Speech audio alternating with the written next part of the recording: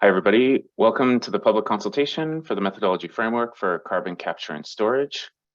We're just a minute past the top of the hour, so I think we're going to get going, though I was watching the participant list still increasing, so I think some participants are still trickling in. We'll just get going, and hopefully those people will be able to kind of catch up. The presentation is being recorded, so if you miss anything, you should be able to capture it afterwards.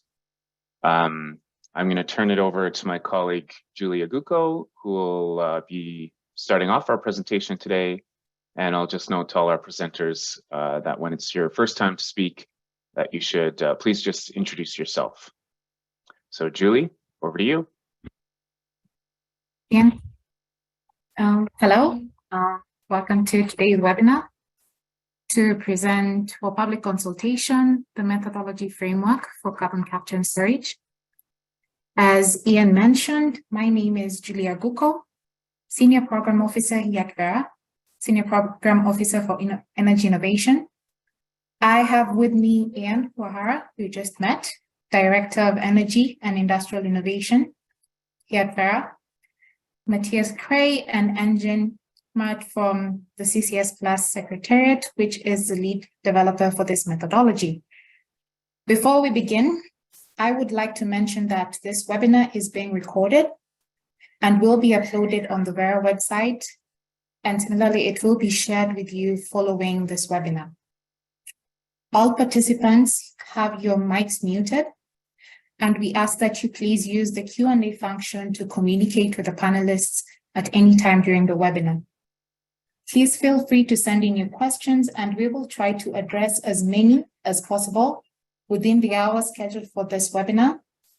And with that, Ian, Matthias, Engin, and I will walk you through the details of this public consultation and answer any questions, and answer as many questions best we can.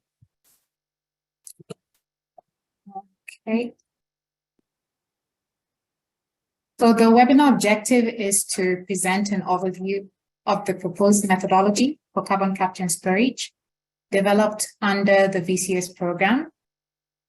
And as part of this webinar, the agenda will involve an overview of Verra as an organization and the VCS program, the methodology development and approval process, the presentation of the methodology itself, which will involve an introduction, an overview of the CCS Plus initiative, and the methodology details, which will include applicability conditions, additionality, quantification, and permanence details.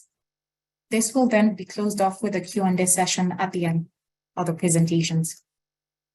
So to start us off, Verra, for those who are new, here is a nonprofit organization founded in 2007 with its headquarters in DC. However, we have staff across the world outside of the US in several other countries. Our main focus is development and management of standards for a sustainable future. You may have previously heard of us for our flagship program, the VCS, the Verified Carbon Standard, and most widely used global voluntary carbon market standard in the world. But since then, Verra has diversified to include additional standards, including the JNR, the Jurisdictional and Nested REDD+ standard, which aims to provide guidance and crediting for government-led REDD+ projects. We have the Climate, Community, and Biodiversity standards, which, while crediting GHG reductions, aims to enhance the livelihoods of local communities, smallholder farmers, and conservation of biodiversity. We have the Sustainable Development Verified Impact Standard, SDVista for short, for certification of SDG benefits. And finally, we have the Plastic Waste Reduction Standard, which aims at issuing plastic credits for waste collection and recycling projects around the world. A little about the VCS standard, our most widely used voluntary GHG program, and the program under which the CCS methodology has been developed. Under the VCS, we have gained a lot of experience for project development with a global reach of over 1,800 projects currently registered under Verra. We have issued 1 billion carbon credits thus far. And under the VCS, we are able to convene a diverse group of stakeholders to work on development of workable frameworks that support innovation and allow finance to be directed to high impact project activities. And I would like to just point out for this webinar, the CCS methodology will really dive into the methodology development process, because CCS methodology has been developed under this program. So second in our agenda is the MDRP, our methodology development and approval process. This involves essentially 6 steps. The first step being the methodology idea note, the MIN. The MIN is a high-level summary of project activity action, the mitigation potential, the risks, and the sustainable developments that can be achieved by the proposed project. This is then submitted to Verra that has 3 potential outcomes, which is an approval, a reject, or an on hold. We have second to that the concept note stage, which outlines the proposed METH elements, which is the baseline approach, the additionality assessment, quantification of GHGs, and how permanence is assured. Following the concept note stage, we go through a methodology development, which is done in accordance to all the VCS rules. And the methodology development within it requires the proponent to share with us a project description, a draft project description of how the approach would be applied to a project activity. Following the METH development, we have the public consultation, which the CCS methodology is currently undergoing. This involves a 30-day comment period whereby we reach out to stakeholders to seek input and feedback on the proposed methodology and the approaches in the documents that have been shared in our website.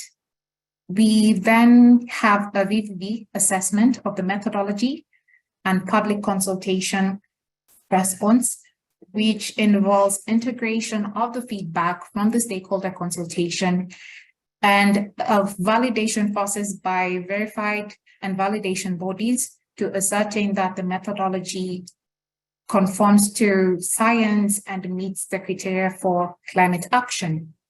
Following the VVB assessment, we have the final Verra review of the updated methodology, including the integrated feedback and the final VVB assessment report. The Verra review leads to potential outcomes of an accept or reject. And if the methodology the updated methodology ticks all the boxes as per the VCS rules and requirements, the methodology is published and ready for use by potential project developers. The next item on our agenda is an introduction. Why we are developing a CCS methodology, why do a CCS methodology at all? And second, how it all works, how CCS actually works. So carbon capture and storage, CCS for short, is a key technology that can be applied to diverse and hard-to-abate sectors. Hard-to-abate sectors including steel, cement industry, the petrochemical industries, which are referred to hard-to-abate because typically they have limited or no abatement solutions. So we are looking to provide a solution with the CCS methodology. And the sectors similarly have significant growth potential and can be applied globally. So we are doing this to ensure that we develop a high impact methodology that will support the reduction and removal of emissions globally. We are aiming to ensure consistency across emissions and removal estimates. And we aim to integrate the current best practices and state-of-the-art technologies for carbon capture and storage. And as I mentioned as part of the agenda, just to give an overview of how it all works. CCS, carbon capture and storage, typically involves three major steps: the capture, the transport, and the storage. So the capture is where CO2 from the atmosphere or an industrial facility is separated, concentrated, and compressed using proven technologies such as DAPS. We have transport of the compressed CO2 using either pipelines or ships to a storage or an injection site. And we have the final storage step, which involves injecting CO2 into geological storage, underground rocks, or into materials or products like cement. And with that, I will hand over to Matthias to walk us through the CCS Plus initiative, who is the lead developer for this methodology. Thank you. Thank you very much, Julie. And hello, everybody. Thank you for participating and for your interest in the methodology that we have developed and where we are now seeking your inputs as part of the Verra VCS public consultation period. And let me start off with explaining who is the CCS Plus initiative and what are we doing and how are we doing it. There is some information on this on the next slide, which shows our mission statement. And we are a global multi-stakeholder alliance. By the way, Julie, will you move the slides or do I have to do it? Yeah, thanks. Thanks, Julie. So we are a global multi-stakeholder alliance. We have a unique representation of solution providers, emitters, academia, as well as civil society among our partners. And our mission is to help scale CCS technologies, including CDR technologies, by building a high quality accounting framework for emission reductions and removal carbon credits to start off with. And we do have a quite unique approach in the sense that we are developing here an integrated carbon accounting methodology infrastructure. We are starting in collaboration with Verra and the VCS standard with the VCS methodology framework that is for public consultation now, but we also have an ambition to bridge the gap to the compliance markets, and what this means I will show on one of the later slides. We are developing the work, the methodologies under the CCS Plus initiative in one big tent, as we used to say. This means that it is a truly collaborative effort across industry experts, across researchers, and across academia, you know, to make it work and to have this according to the highest best practice possible. And we are doing this under public scrutiny. That is very important for us. At the end, it's going to become a public good that will be used for carbon crediting, but that could also be used for other purposes, you know, / bridging this gap to compliance markets. And that's why we are really looking forward to receive all of your feedback as part of the public consultation. Let's have a look at who is inside the CCS Plus initiative, and let's start here in the middle of the slide with our core partners. By the way, in total, you can see that we are here dealing with more than 50 organizations that are associated with the CCS Plus initiative. And our core partners that you can see here in the middle are also the ones that are on our steering committee. The steering committee sets the strategy for the CCS Plus initiative, the work plan and the budget. And all the core partners, of course, also actively contribute to the different work streams that we have in the CCS Plus initiative and are working together with us on the technical documents. And so do also our partners and technology partners. You can see all those names listed here. They are not on the SteerCo, but they also work very actively together with us at the CCS Plus initiative secretariat and the carbon consultants on the methodological document. So the first 4 form methodology documents that are now under public consultation have been really developed in a very collaborative and broad participation manner. When I say we and the work, then I'm talking about the carbon consultants. This is South Pole and this is Perspectives Climate Group. And by the way, I forgot to introduce myself properly. I'm recognizing now. My name is Matthias Krey. I'm part of the management of Perspectives Climate Group, and I'm the lead of the CCS Plus initiative. And we are leading the CCS Plus initiative jointly together with South Pole. And this means that we are taking care of all the administration and coordination within the CCS Plus initiative, and that the team of carbon consultants, our technical experts, works together with all of the partners on developing the methodological documents. And we also do have an advisory group that is very important for us, that provides an independent and critical view, constructive view into the work agenda, as well as the outputs that we are producing inside the CCS Plus initiative.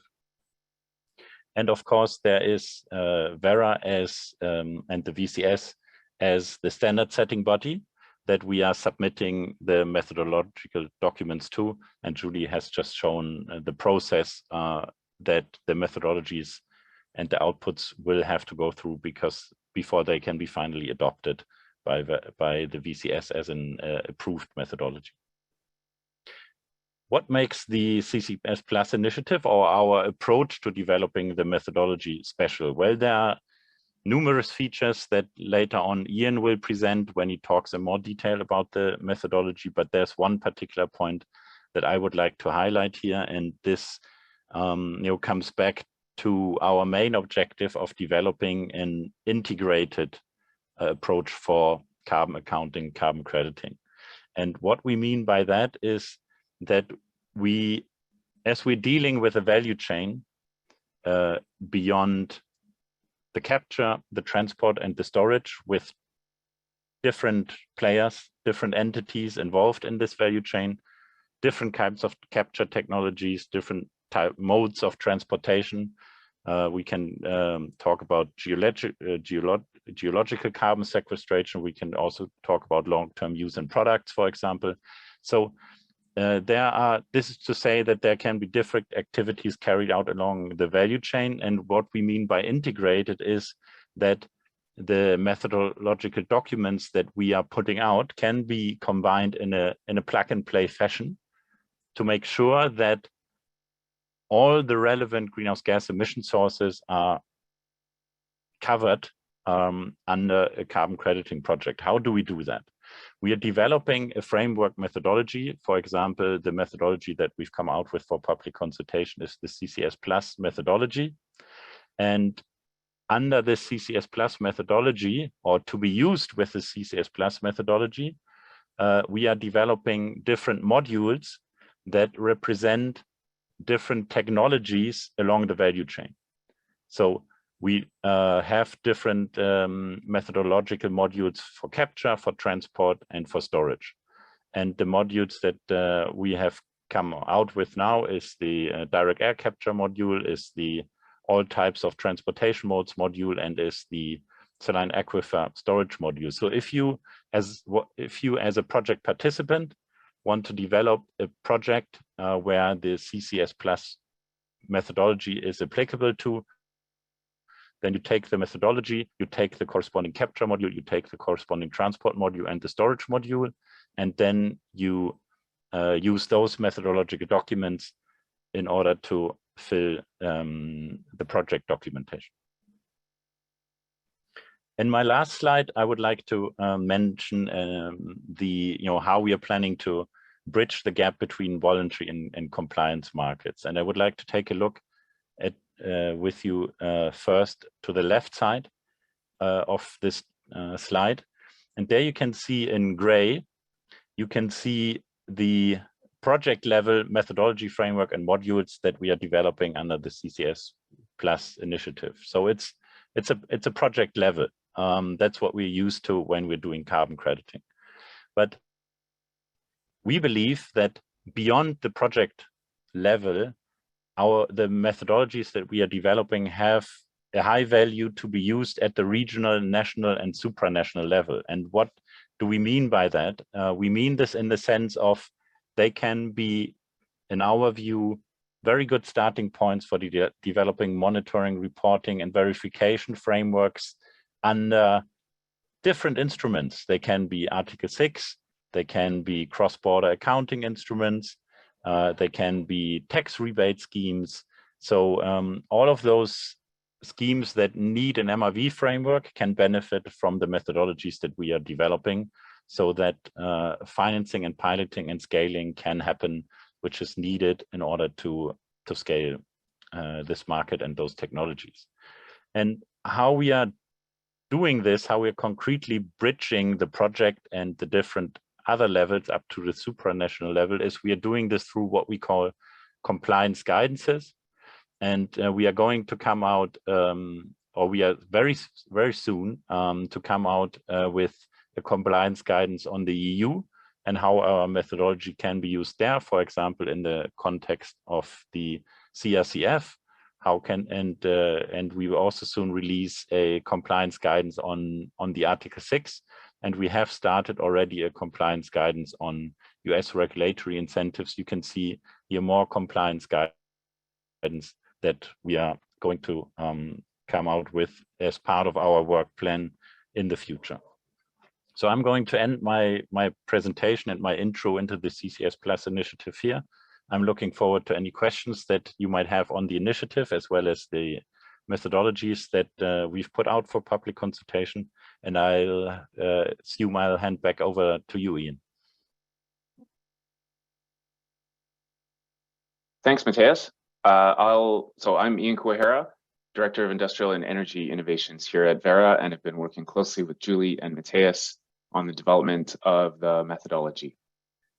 So I'll be talking about some of the little more nitty-gritty details related to the methodology elements and the module elements that are out for public consultation now, and also what we're considering releasing in the future in some of the future modules. But just quickly, the key elements of this methodology: applicability conditions, additionality, assessment approaches, and then the quantification details itself. So diving right into what is key about this methodology, I've got a few bullet points here that I think highlight some important points that aren't necessarily covered in the rest of the slide that I think are important for the audience here and stakeholders in general to understand. First and foremost, this is a modular framework.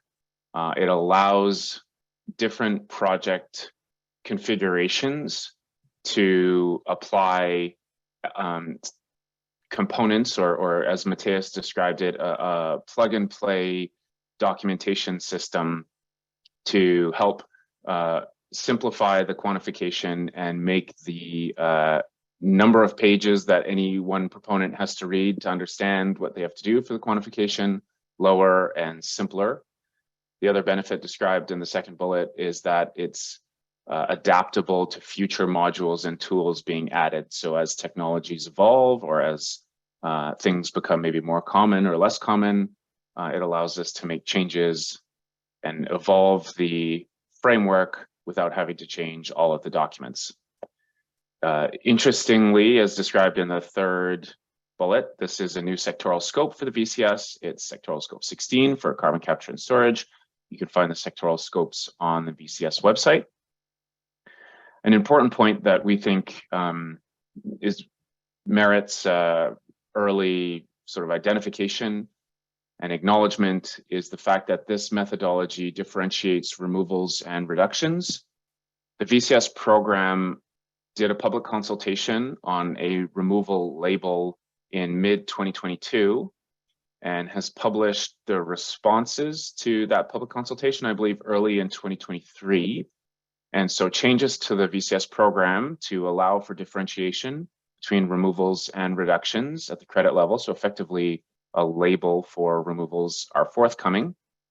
And this methodology is being designed to acknowledge and make use of that differentiation in the program. And so we can talk a little bit about that, or we're interested in getting feedback from stakeholders on that. Another point is that this methodology enables and encourages hubs. So we foresee CCS projects being built in a way that's fairly unique compared to other project types in the VCS. You could have a capture, transport, and storage facility that is operating as a VCS project, and then another capture facility being built on and sharing that transport system in the future, and that the original proponents may not know about all the expansion potential or expansion activities that could come on during the lifetime of their first CCS project. And so these expanding hubs could be a really important way for impact and climate action to scale at cost. And so we want to make sure that we're kind of getting ahead of that, enabling it and encouraging it. Finally, I think we've got some really important and stringent permanence requirements and closure requirements that help mitigate and minimize the risks for reversals, which is sort of the VCS or carbon way of talking about leaks from the reservoir itself.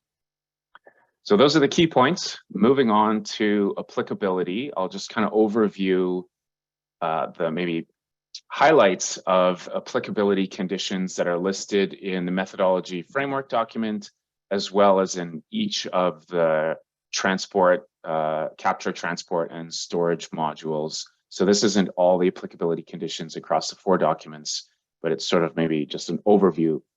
First and foremost, it's globally applicable. So we're very interested in seeing action around the world. Project activities can include capture, must include capture and storage. Transport is actually optional, and the way transport would be optional is if you have your storage site co-located with your capture facility or adjacent, so the property boundaries are touching, then we wouldn't consider that to have any transport segments, and you wouldn't need to use the transport module. The eligible project activities for capture are what's being consulted on right now, which is direct air capture or capture from the atmosphere.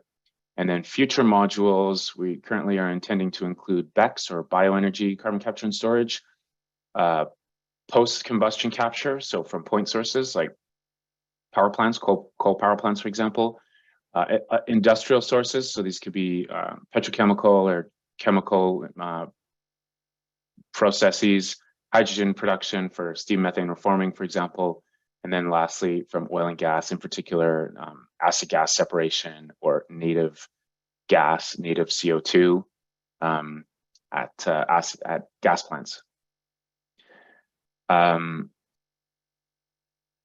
Of note, I guess, for today, oh, sorry, can you go back one slide, Julie? I'm not quite done going through applicability. Of note for today, the direct air module allows for co-capture, meaning if you have fossil fuel combustion on site at your direct air capture facility, you can capture that CO2 in addition to direct air capture from the atmosphere. The facilities can be new, expansion, or refurbishments. Transport includes pipeline, ships, rail, and road. Currently, we're only expecting to include those types of transportation, so no other transport modules are foreseen. And then for storage, the current module that's being consulted on is for storage of saline aquifers. Future modules would include depleted oil and gas reservoirs and mineralization. And this does not include utilization. Notably, utilization will still be developed under the CCS Plus banner, so through the organization or the initiative that Matthias described, but it'll actually be a separate methodology document. So quickly, just to highlight each of the questions that we are actually going for consultation on and that are included in the public consultation document. We have a question sort of related to the overall applicability and setup of the methodology, and that is whether proponents feel that it's appropriate that the reductions and removals be addressed under a single framework, or whether they should be separated. This inherently will sort of lead to complexities in the accounting, and that may or may not be seen as beneficial for our stakeholder base. So we're interested in understanding what the feedback is there. Moving on to additionality, we are interested in understanding stakeholder feedback related to the approach that we've taken and some other alternative approaches. We see that there's really sort of two key ones to assess additionality. The first one is the project method. And some of the bullets here on the slide overview what the project method is. Essentially, it's a project-specific assessment to determine whether or not this activity would have occurred without carbon credits. And there's elements like regulatory surplus, a barriers assessment, and then common practice. The barrier here has been proposed as an investment barrier. And we have selected the investment barrier to need to have an IRR less than 21%. And so that's something we're very interested in understanding, whether stakeholders believe that's reasonable, whether that's representative of the risk return profile for the sector, whether it's globally applicable in terms of like that being a representative IRR for all regions of the world.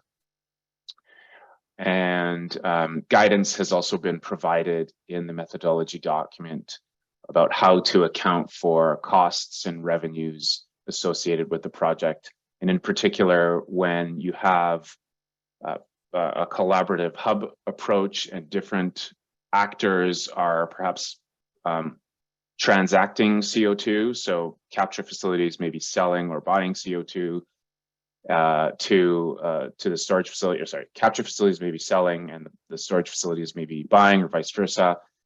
And we've provided some guidance on how those various transactions should be accounted when you're looking at the IRR. The second approach, which is a little bit simpler, is a standardized approach, and I mean simpler from the project proponent's perspective. It's an evaluation at the sector level that's done during methodology development, and you create conditions and safeguards in the methodology that simplify the assessment for any one project's additionality, but it does make the sort of methodology development process quite a bit more complex. An approach that has been considered extensively within CCS Plus is the activity penetration approach. And there, the maximum adoption potential has to be determined. You use data that's available for either, globally in our case, or any of the jurisdictions where you're most particularly interested.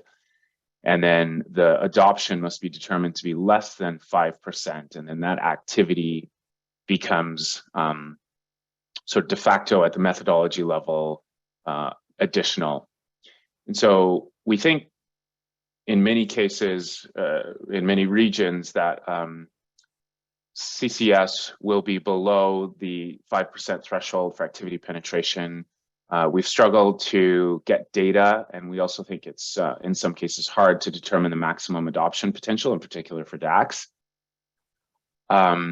And in addition to that, we think there are cases where, for example, in the US with the IRA funding, the financial viability of certain project types may be already sort of positive, and that may undermine the validity of doing a activity penetration approach for assessing additionality.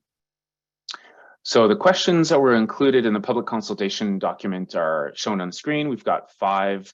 I think I won't read out each of the questions, but make note of them, and I encourage participants here on the call today to ask questions during the question period, through the Q&A feature, or to submit feedback to the email addresses included in the public consultation document, because these are really important questions for us, and this is important stuff. So I'll just forge ahead without actually reading any of these questions.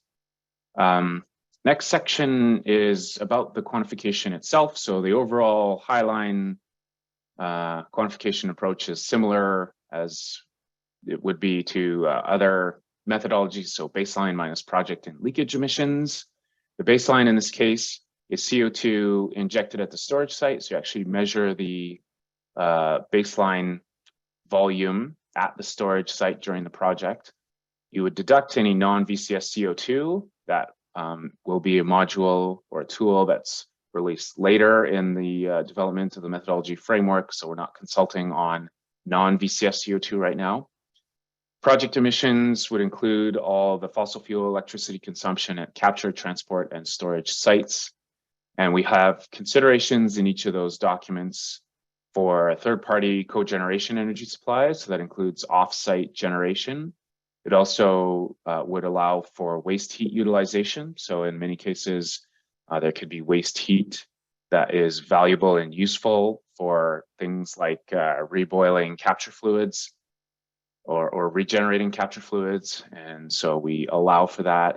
The use of biogenic fuels is also something where consideration has been given. And then we have simplified but conservative estimation approaches for short segments of transport, and that's included in the transport module.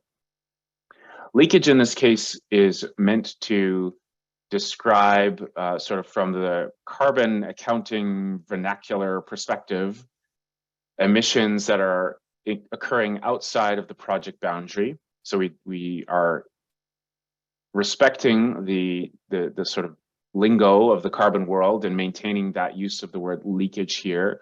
We'll talk about leaks from the reservoir in the next slide, but leakage here includes upstream fuel and electricity emissions. It could include fabrication of capture material, so embodied carbon in the fluids or capture media, which can be significant for direct air capture facilities. And it may also include construction emissions, which notably the VCS program is consulting on in parallel.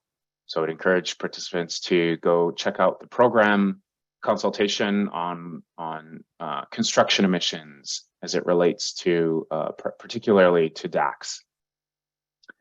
So moving along, we now can talk about the reservoir monitoring and permanence requirements. So monitoring in the methodology document is divided into intentional and unintentional discharges. This is actually described in the storage module. Intentional includes venting and blowdowns for safety and maintenance, and it can be measured because it's an intentional event that the proponent would know about before it's happening, but also allows for conservative estimates.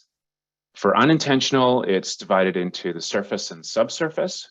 So surface unintentional would include things like fugitive emissions, in particular behind the meter. So fugitive emissions before the meter aren't included in the baseline calculation and thus aren't relevant for deducting in the project emissions.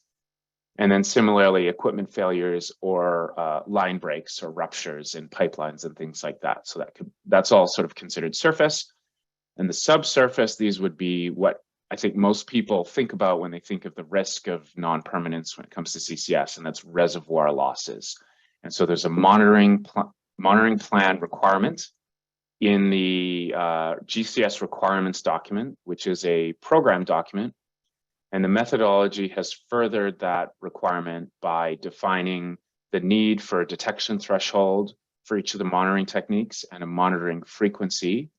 And the proponent is then to deduct the minimum detection threshold and monitoring frequency, the resulting sort of volume that could be leaking out of the reservoir in each monitoring period as sort of a conservative default. And then of course, if any reversals are occurred, those must be deducted from any assertions that are made in that crediting period as well.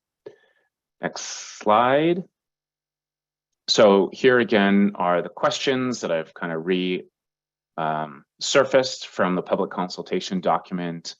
There's 3 for the general quantification and then 1 on the permanence. And I won't read them as I did the last time, and I think proponents can feel encouraged to either ask questions about this feedback here or supply the comments to the email. With that, I'll turn it back to Julie, who can talk about our next steps. Ian. Um, just to close off the presentation part of the webinar, following the public consultation, we have, like I mentioned, we have a 30-day stakeholder feedback period. So you are encouraged as much as possible to send in your comments, to send in your feedback, especially directed towards the questions we have included as part of the public consultation. All this, as mentioned, are found on our website, and you can fill in the public consultation template form and send it to Vera at any given time within the 30-day period. So following the public consultation, we will have a period from August to September of this year, where the modules are going to be revised as per the input from the stakeholder consultation. And this is going to involve integration, review, and consolidation of all the comments, all the feedback that you will send our way. And we will consolidate this and share with the developer the CCS Plus initiative to encourage them to integrate into the draft methodology that is open for public consultation. Following this is the module validation, which will be part of the VVB assessment that I mentioned as part of the NDRP. So the VVB will review the methodology. They will look at the integration of the feedback into the draft methodology and prepare an assessment report that is then sent to Vera. In Q4 of this year, the methodology revision will be concluded. And then this is by the developer that will be then submitted to Vera for final review and an outcome, a decision whether we are publishing this methodology for its under the VCS.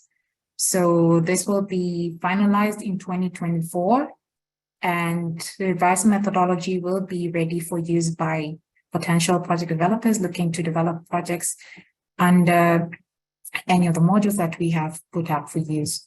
So just to close this part off, all this information, including the public consultation documents, there is a public consultation framework that we have included that you can use as a guide for the stakeholder feedback. All are available on our website. And as I mentioned, this presentation will be shared following this webinar. And you can, again, go through this.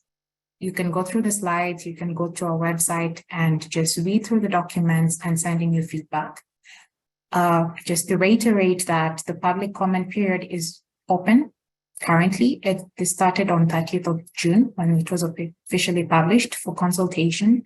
And this will be ongoing until the 29th of July this year.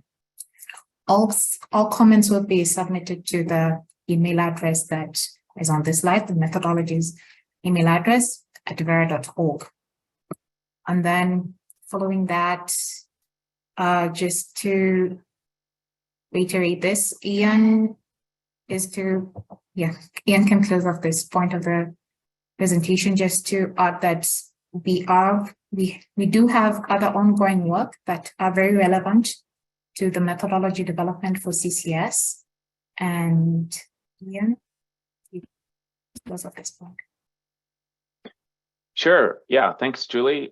Just quickly, there are other documents that kind of sit within the ecosystem of the CCS framework, and they are program documents, so not necessarily methodology documents or methodology elements.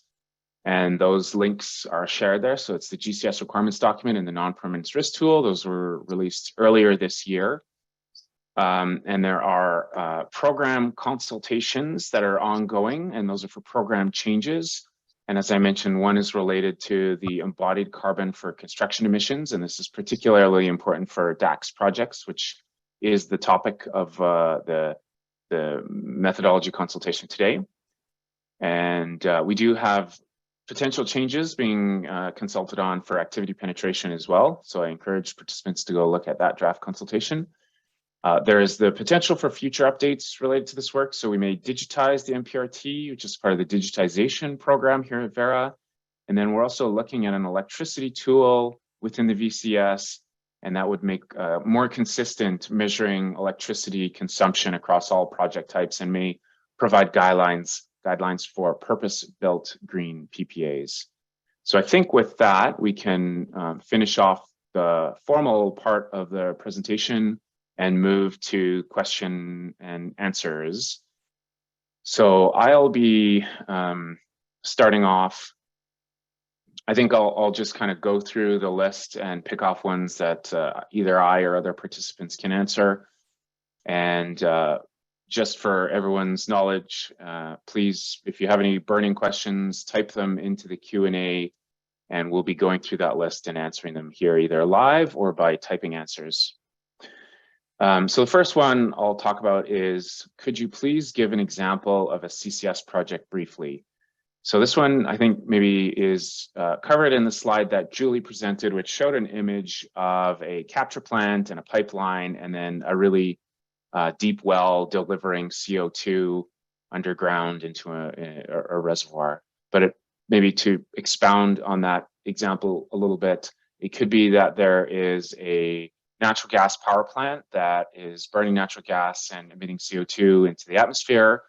A capture facility would be installed on the flue gas of that, where the CO2 is captured out of the exhaust and compressed and transported to a reservoir and injected into the reservoir for long-term storage. So that would be an example there. Maybe just jumping to one, what's the difference between the methodologies versus the ISO standards? This one's interesting. So there are ISO standards. I don't remember the exact number. I think it's 2794, something like that, 27,094. So ISO 27094, something like that. Probably getting it wrong. One of my colleagues can feel free to either correct me live or in the chat, but those, I've seen those and you know, read through them extensively. I see those as a standard for the design and operation of good CCS projects. And that's great. That's an important element in the kind of community of like the body of knowledge that exists in the world related to CCS. What we're producing here today is what Verra thinks, and the CCS Plus initiative, so together, what we think are the right set of rules and requirements for a good CCS project to generate credits under the VCS. And so, you know, in many ways, having a good CCS project would be very similar to what ISO has described. But then on top of that, we have some rules and requirements that we need to sort of adhere to for our program integrity for issuing carbon credits. And so there is a little bit of a difference, but maybe the underpinnings or the fundamentals could be similar. I see a question on CCS at coal plants was mentioned, as well as AGD. AGD could be acid gas destruction. Not sure if anyone knows what AGD is. I'm going to assume it's acid gas destruction. So this methodology intends to credit CCS at coal plants. I would say the methodology framework has the intention of allowing for credits from coal plants, and that would be the post-combustion capture module, which isn't part of this consultation, but is forthcoming. So yes. Secondly, isn't AGD business as usual in most oil and gas jurisdictions? So acid gas destruction is definitely business as usual. Acid gas capture is different than acid gas destruction. So I'm not sure if I'm getting the acronyms right there. But I would even consider that, you know, acid gas capture and storage is, you know, kind of common, but it certainly represents an increased cost to most oil and gas operators compared to acid gas destruction. So I'm not sure that we can sort of put out the blanket statement that acid gas type facilities would be not additional, but it's certainly a risk that I think we'd be interested in exploring and making sure we have the proper safeguards in place when we're writing that module. And again, we aren't consulting on the actual acid gas capture module today. Okay, next question. How was the 21% IRR cutoff determined? Great question. So there was no science or theory behind it. I think we, as a collaborative initiative, looked at what various project financing requirements have been, and considered, you know, sort of the range of risk-reward profiles from sort of venture capital to very sort of blue chip infrastructure type projects that you might see at many of the companies that are going to be doing CCS projects, and sort of negotiated or just, you know, worked through a number that seemed palatable for everybody, or like least unpalatable for everybody. And because of that process, we're, I think, very interested in getting broader feedback. First of all, if there is kind of a scientific or theoretical way to determine the right IRR, we'd be happy to hear about it. And if not, then we'd be interested in understanding sort of what the balance of the stakeholder opinions are, so that we can make sure we're getting that number right. Okay, there's been a few questions that I think are more relevant for my colleagues at Perspectives to answer. So Matthias, maybe I'll turn it over to you if you have any questions that you want to answer. Yes, Ian, thank you. And I do have a couple. I made some notes. Just stop me when you think I've covered enough terrain here. Let me first pick the question on the connection with the carbon removal certification framework between the standard and the carbon removal certification framework that is sort of being built by the EU. Well, that question speaks to the compliance guidance that I have mentioned during the presentation on my slides. In the compliance guidance on the EU, which and just to note, that's an output by the CCS Plus initiative, not by Verra. So it's a little bit of a different nature of a document, in the sense that it doesn't go through the Verra process, but is a separate output by the CCS Plus initiative, this compliance guidance and others.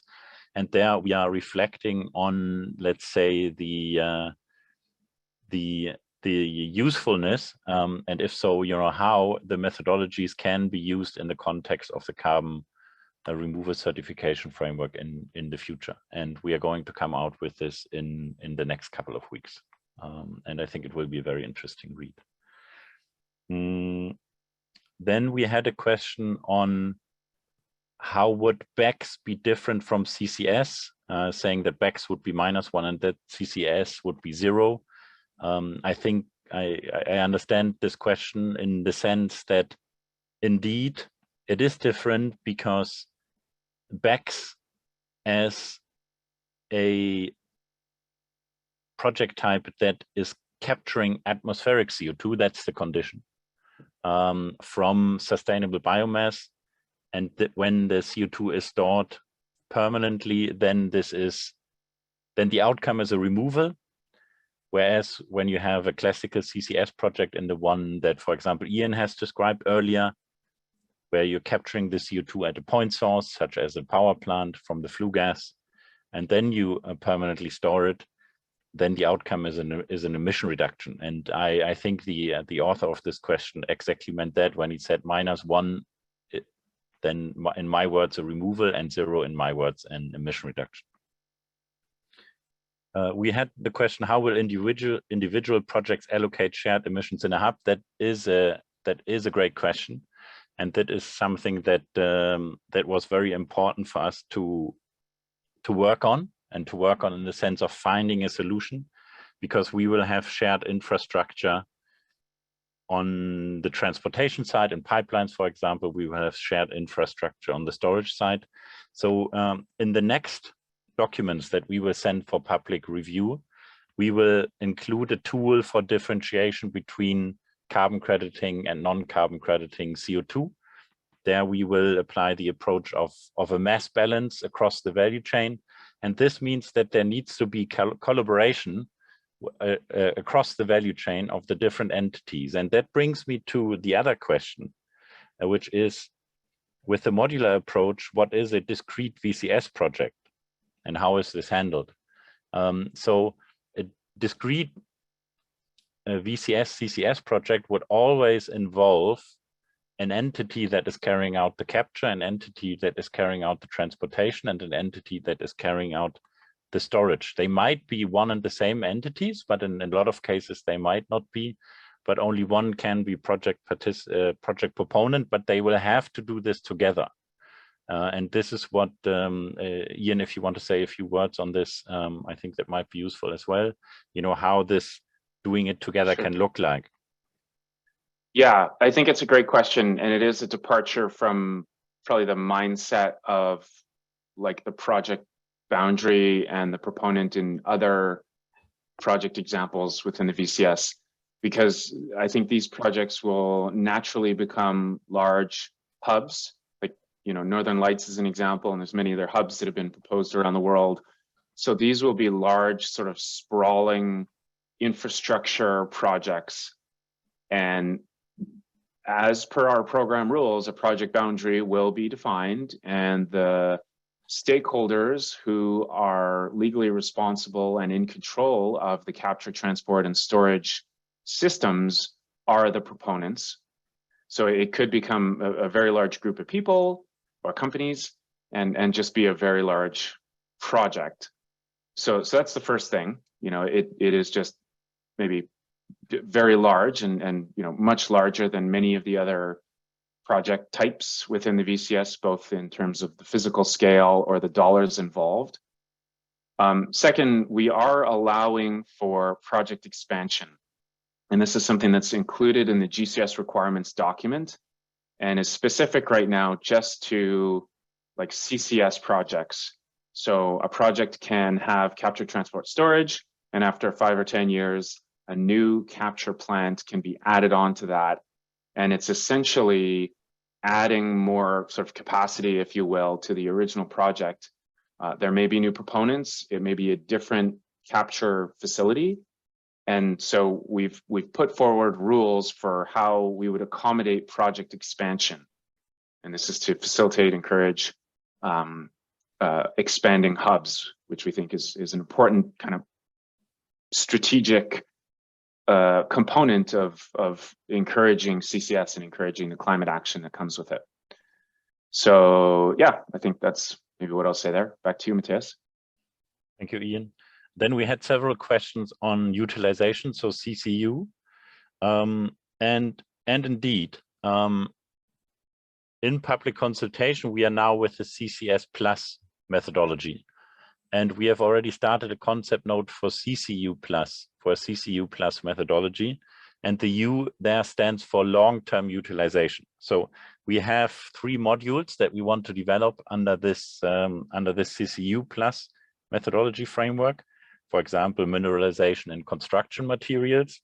We have already Verra's approval for the concept note, and we are now developing starting to develop the methodology and the modules.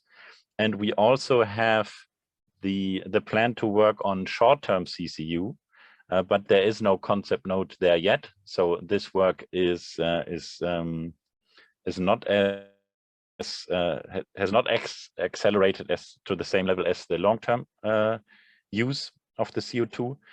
The timeline for both, in the sense that you can see documents and public consultation, will be next year, I would expect.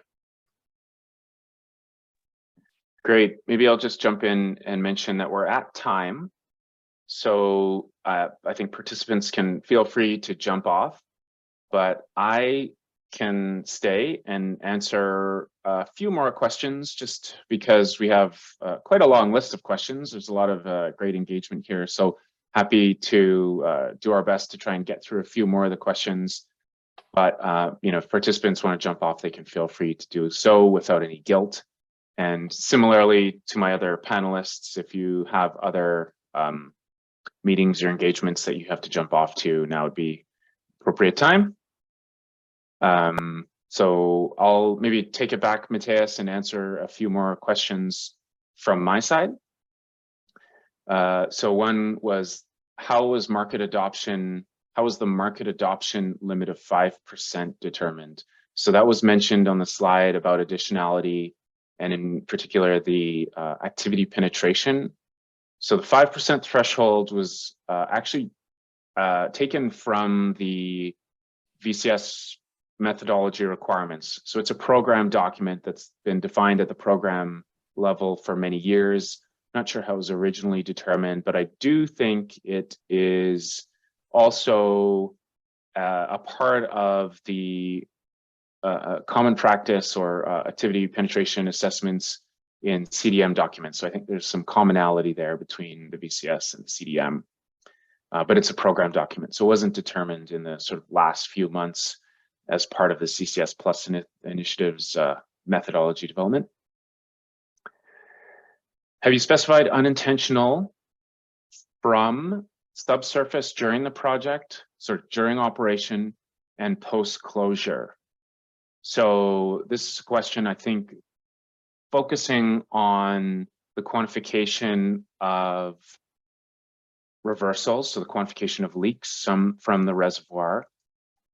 We have not differentiated unintentional from the subsurface during operation and during post-closure, but we do require reporting post-injection, and these requirements are included in the GCS requirements document. So that's not part of the consultation today, but it is an element of the ecosystem of requirements that are being imposed on these projects. And so if it's the first time that our stakeholders are encountering it, we would welcome feedback or questions about it so we can make it clearer. So we do require, so just to be clear about what I said, we do require monitoring reports both during operation, so during the actual crediting period, post-injection, which is the period after injection is stopped, but the site has yet to have been closed. I believe it's been a few months now since I've looked at the requirements. The monitoring reporting ends at closure.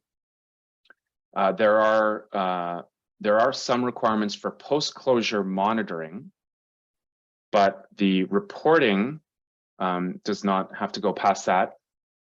So there's a distinction between sort of injection, post-injection, but pre-closure. And there are requirements in that period. And I believe our minimum, sort of the minimum duration of monitoring post-injection, regardless of when closure is 10 years. Jurisdictions may allow closure before 10 years, and we're flexible to that, but we would still then require post-injection monitoring for that minimum amount of time. So there's some like key and very explicit dates that should be reviewed and understood. So like the injection, closure, and then the monitoring period. They can differ depending on what jurisdictions either allow or require. And I want people to understand that, and happy to either receive comments or take questions on that as well. Let's see, kind of scrolling down, looks like there's still a lot of questions. Is there already any forecast for developing the module for CO2 capture from biogenic sources? So that's the BECCS module that I referenced. That is in batch 2 of work package 1A. And so I think that's probably next in terms of sort of the modules to be released and for us to go to public consultation with. And I saw Matthias nodding, and so that's our plan right now. Let's see, so for monitoring, what can be the thresholds and triggers for reporting and responding to any anomalies or deviations from the expected CO2 behavior or performance? So I assume this is about downhole CO2 behavior performance, so reservoir. As I mentioned during the slides, we are creating the requirements for proponents to set up their monitoring program and all the different monitoring techniques, and then to identify the minimum detection threshold and the monitoring frequency for each technique. They have to then deduct the sort of maximum undetectable leak from their project in each reporting period based on that minimum detection threshold and the reporting or the detection frequency.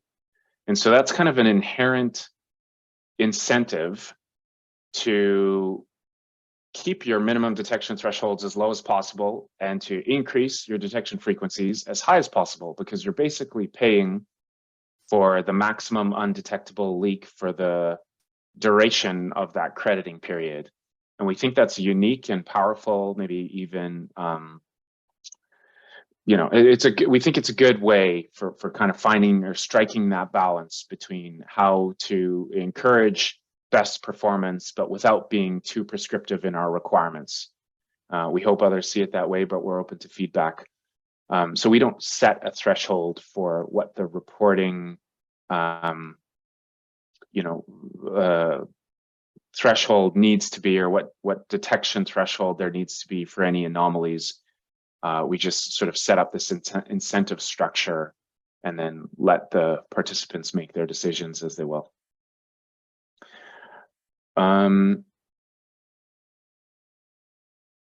Okay, specific question about DACs, which is great because that's what we're sort of here consulting about. Would the framework cover both solid sorbent and liquid high temperature DAC? So I think yes. I would look to Matthias if he has any other insight on what we're covering here, but I believe both, we had mentioned in the applicability conditions that the capture process could include media, so to me it's sort of like solid, or fluids, and that there has to be regeneration. So you can't be doing things like in-vessel carbon mineralization or enhanced weathering or these types of things. Like that isn't DAC. I think the key criteria that we defined for being a DAC plant is that you're reusing some media or some sorbent or fluid, and that there's a regeneration, and that the regeneration process results in concentrated sort of gaseous or fluidized high concentration CO2 that you then are transporting in pipes and injecting underground. So hopefully that answers that question.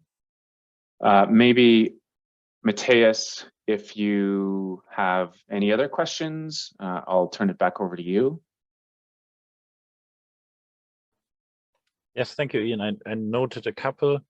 One was a question on short-term CCU and what kind of activities we would be covering there, and in terms of modules. And I can say that we haven't made the final selection yet. That is something that the steering committee of the CCS Plus initiative will decide.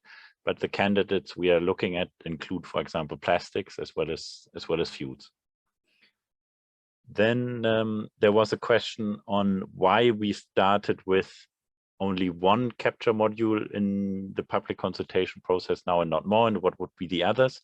Well, the reason was that it was important for us to get the methodology out, plus one capture module, plus the transport module, plus the storage module, so that we cover the full value chain. So that's why we've gone out with one capture module at this stage. And as Ian said, we are going to soon have the BECCS module on the capture side, but we are also looking at industrial emissions that would cover acid gas, for example, as well as capture of emissions from power and heat point sources. Then there was a question on if our work also applies for cross-border CCS. And yes, it applies in the sense of the project value chain that we just discussed and the different parts of the value chain, and that they need to work together in order to make one discrete VCS project. Now, it can so happen that this means that the CO2 is transported across a border and then stored in another country. And that is something that we are going to, from a carbon crediting point of view, it works. From VCS Verra point of view, it works. Correct me if I'm wrong, Ian. But there are, of course, implications to the national reporting of those countries. And that's what we are going to address in an upcoming compliance guidance that we want to work on, with which you look systematically at how does then the project level correspond to the national level, and how the quantification done on the project level can be used to inform the greenhouse gas inventory and its reporting, as well as the NDC, really on the national level.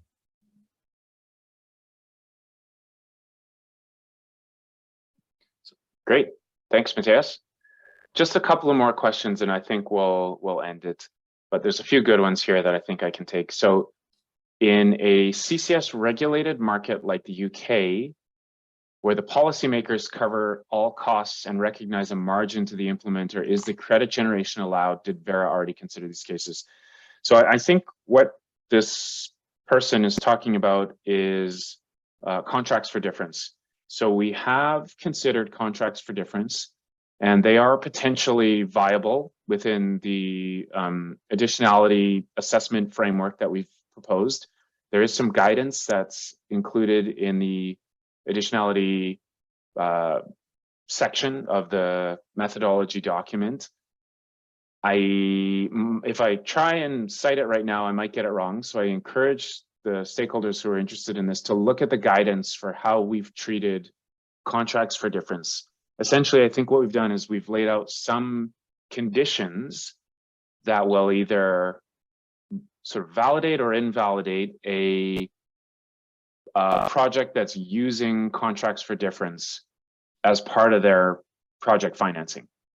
So basically, some contracts for difference would be allowed to be used, and those projects would get credits in the VCS, but some wouldn't. And I think it depends on the conditions of the contract for difference. And so I think if you're someone who's considering developing a CCS project and you're going to get a contract for difference, it would be important for you to look at the requirements that we've proposed and either consider them in your contract development or consider providing us feedback, or both. Next question. I had another one, and okay. So AGD is acid gas disposal. I should have thought of that. Apologies. Thank you for the clarification. I think my answer still applies. Are EOR projects eligible? So EOR is not part of the consultation document that we're considering right now. So it's just DACs, and it's just storage and saline aquifers. So if you're doing EOR, that wouldn't be part of this public consultation. EOR is part of the CCS Plus work plan. We do see some complexity on the horizon with the ICVCM's core carbon principles, and I think I had seen a question higher up about ICVCM. So Verra is sort of very much going to be responsive to ICVCM's core carbon principles, and is already very much engaged in the process of helping create the guidance and provide feedback on the guidance and the core carbon principles. And EOR could conflict with some of the core carbon principles, in particular the one about being aligned with a net zero future. So that's something that we're concerned about and watching and thinking about as we go about reviewing the methodologies that are being developed by the CCS Plus initiative. And I think we're working hand in hand as well with CCS Plus as we sort of talk about and decide which components of which modules to be developing and what the eligibility criteria would be. Okay, maybe two more questions. Hopefully they're kind of quick. Will fugitive wellhead emissions at the site of sequestration be accounted for in leakage? What approach will be adopted to calculate this leakage? So as I kind of alluded to during my presentation, leakage in the kind of carbon parlance refers to emissions outside the boundary. Because fugitive emissions at the wellhead would be within the project boundary, we would just call those project emissions, and they are accounted as project emissions. I think the approach that's been taken is very similar to what's done in the US for the estimating fugitive emissions under the GHG RP, so Greenhouse Gas Reporting Program. There's a CFR code that might be referenced in our methodology document as well, but it's, I think, an estimation technique that's based on what's done in the US, essentially, is the answer there. Leakage, so leaks from the reservoir are estimated in, there isn't really guidance from the EPA or anyone there, so that would be separate. Last question, has Verra a clear technical definition of removals and reductions? Where can it be found? So we don't yet. We consulted on definitions last summer, as I mentioned, and I believe you can still find the public consultation document on our website if you go to the section that gives past consultations. And there, a proposed definition for removals and reductions is available. And then I believe responses to comments received is also in that same area on the website. And so you can see anyone's comments and what they had said. So I encourage you to look there. Final removal and reduction definitions would be released with the program updates, which I believe will be happening in later this quarter. So we're 17 minutes overdue. We got through probably 60 or 70% of the questions. I think we'll cut it off there. We see people slowly trickling off. I appreciate the time and the effort that our stakeholders would be giving us to review these documents and provide feedback. Please, as Julie noted, provide feedback to the email address by the end of the comment period, which I think was July 29th. Thank you for the time. And with that, we'll close the webinar.